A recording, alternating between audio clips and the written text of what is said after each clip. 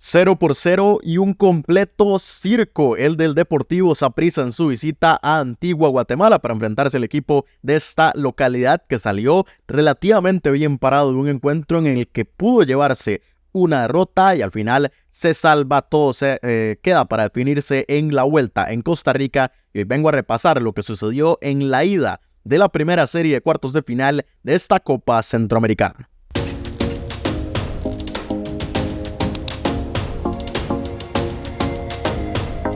Bueno, y un ridículo total lo que vimos el día de hoy de parte del conjunto costarricense allá en el Estadio Pensativo de Antigua Guatemala. No se hicieron daño los dos conjuntos, el tema es que las sensaciones, las conclusiones y el tema de cómo se va a plantear el partido de vuelta importa mucho desde lo que dejó de hacer el conjunto morado el día de hoy allá en Guatemala.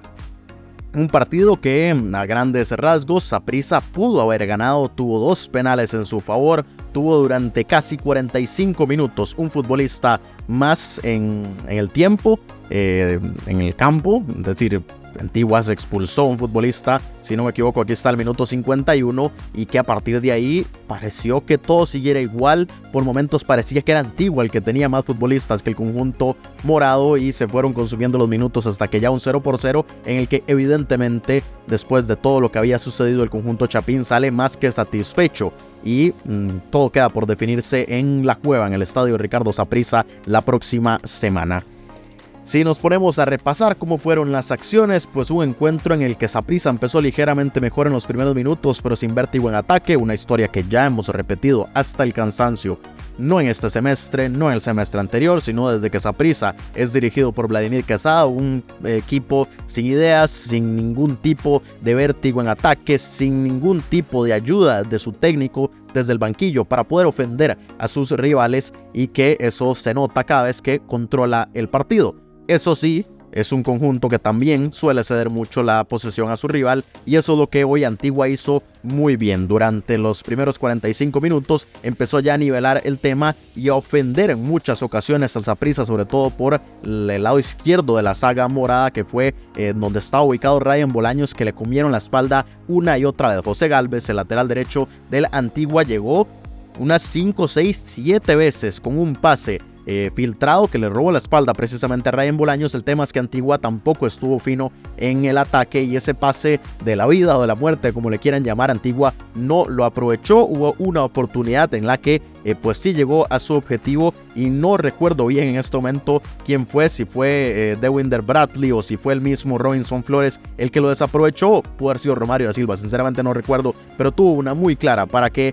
pudieran vencer al arquero Esteban Alvarado y la mandó a las nubes. Eso sí, también el propio Esteban Alvarado fue quien salvó en más de una ocasión al conjunto morado. Cuando Antigua ya tenía un futbolista menos, empezaron a rematar de largo, a llegar, eso sí, con contragolpes, y llegó Esteban Alvarado para salvar al Saprissa, el único de todos los futbolistas del conjunto morado que se puede salvar de lo que vimos el día de hoy.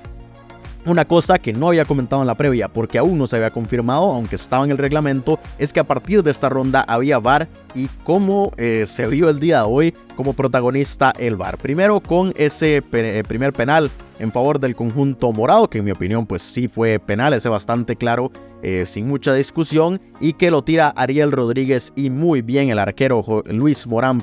que lo detiene. Muy mal tirado de parte de Ariel Rodríguez, pero sin quitarle ningún mérito a Morán, que lo detuvo y así mantenía con vida a su equipo. Después llegó el VAR para la expulsión del futbolista Denis Ramírez, que hizo una entrada sobre Luis Díaz, que también para mí, en mi opinión, bastante clara. Muy bien ahí el VAR, una plancha al tobillo que no se podía dejar pasar y así Antigua se quedaba con uno menos. Pero el VAR llegó todavía en una más. Gino Ibe, que se internó en el área de la Antigua y que fue precisamente para mí uno de los hombres del partido, José Galvez, que le hizo la falta. Esta un poco menos clara en mi opinión. Yo, si la pitaba o no la pitaba, pues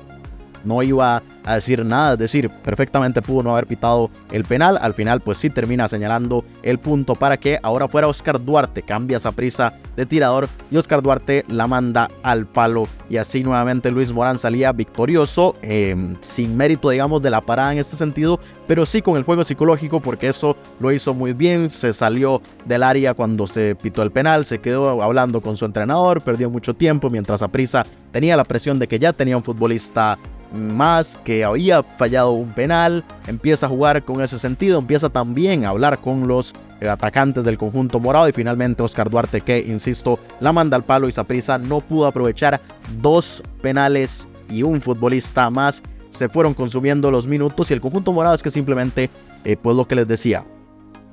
el 90% del tiempo que tiene la posesión, el balón está en los pies de sus 3 centrales. El mediocampo sapricista no existe, no hay nadie que ayude ahí. Cuando no está presente Mariano Torres y en alguna medida David Guzmán, que hoy tampoco estuvo en la cancha del Pensativo por suspensión, Saprissa no tiene ni la menor idea de cómo poder atacar. Lo hace de vez en cuando por las bandas, inició con una línea de 4 y después Vladimir Quesada cambia a una línea de 5 para que pudieran participar un poco más los laterales, pero tampoco hacían nada, no pueden hacer buenos centros, todos salen a la nada, además no hay un 9 referencia para que esos centros puedan llegar a aprovecharse, entonces tampoco tiene mucho sentido que se intente llegar por las bandas, sobre todo cuando la Antigua, desde que quedó con uno menos, se cerró atrás por completo y entonces era un bloque bajo que Saprissa no podía penetrar, que no había nadie que fuera a poder cabecear para que llegaran los balones largos, que lo intentó en algún tramo también el conjunto sapricista por medio de Fidel Escobar y que insisto, ninguno se salvó más allá de Esteban Alvarado, pero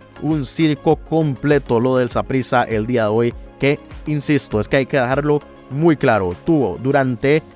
prácticamente un tiempo a un futbolista más, tuvo 2 penales en su favor y se quedó 0-0. Por supuesto que para la Antigua este es un resultado positivo por el contexto. Si no hubiera sucedido nada de esto, si hubiera sido un partido dentro de lo normal, podemos hablar de que Saprissa saca un empate en territorio visitante, de que la Antigua se complica, pero hay que tomar en cuenta un asunto, y es que en la vuelta la próxima semana, que por cierto les recuerdo será el próximo martes 1 de octubre, en el estadio Ricardo Saprissa de Tibás, aquí en territorio costarricense, cuando Antigua le devuelva la visita al conjunto morado y conozcamos quién se mete a las semifinales, les recuerdo que el gol de visita cuenta como un criterio de desempate. No es que valga doble, esto quiero dejarlo muy claro, la gente siempre lo toma como que vale doble, no, es simplemente un criterio de desempate, el que en caso de que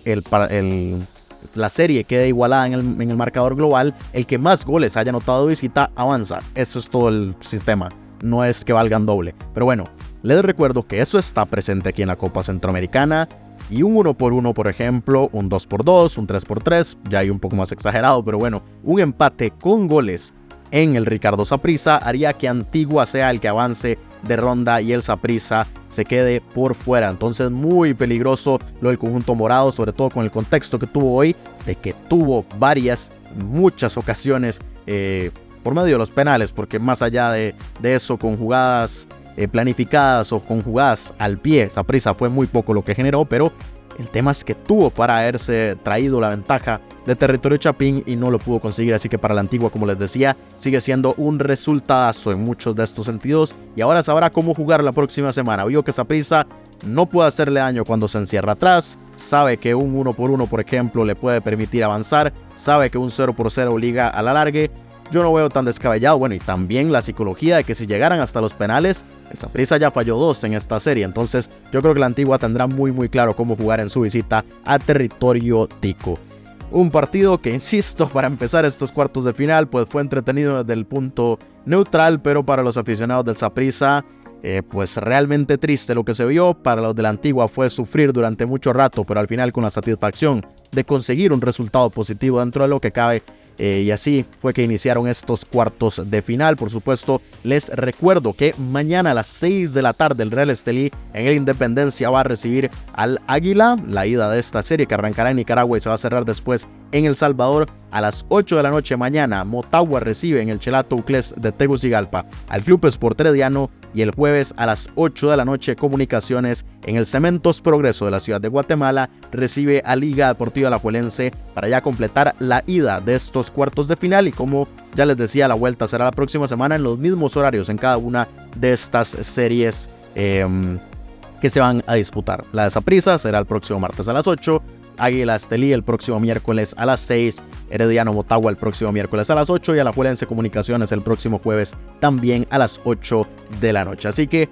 así está el tema, Saprissa que arranca bastante mal y con el mismo paso que traía tanto en Campeonato Nacional como en esta Copa Centroamericana. Antigua que resiste los embates del conjunto morado, 0-0 se repartieron los honores allá en Antigua, Guatemala. Y así está el tema. Por supuesto, quiero conocer sus opiniones aquí abajo en los comentarios de este video y les pido también muchísimo apoyo para estos videos, para estos análisis y esta cobertura de la Copa Centroamericana, con likes, con comentarios, con compartir el video. Esto me ayuda muchísimo para que YouTube los posicione y le llegue a mucha más gente en las páginas principales de YouTube. El algoritmo, la verdad es que agradece muchísimo esas interacciones, entonces si me pueden ayudar con eso, son algunos clics nada más y eso me ayuda muchísimo y se los agradecería un montón. Suscríbanse al canal para seguir muy de cerca la cobertura de esta Copa Centroamericana y por supuesto, aparte de que la próxima semana vendré con el cierre de esta serie, nos vemos también mañana para comentar lo que suceda entre el Real Estelí y el Águila y también entre Motagua